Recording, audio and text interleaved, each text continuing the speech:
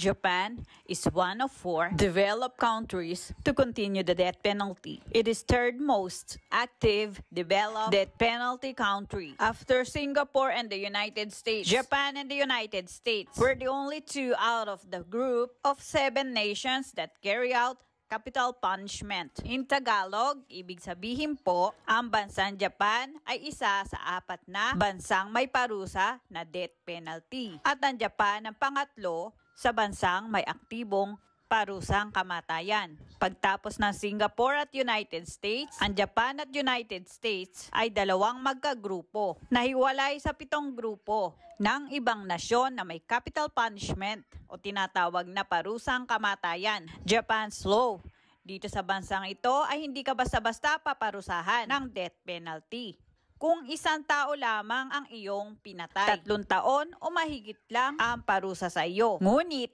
kapag 2 tao o higit pa ang iyong pinatay, ikaw ay mapaparusahan ng death penalty. At depende pa rin ito sa magiging desisyon ng korte. Ang tinatawag ditong death penalty sa Japan ay hanging o salitang pagbitay o pagbigti. Kapag napatunayan na ikaw ay nakapatay nga ng 2 o higit pang tao, ikaw ay mapaparusahan ng death penalty. 4 na taon ang gugugulin o aabutin bago nila i-schedule ang oras at araw ng parusang kamatayan o death penalty para sa taong dapat parusahan.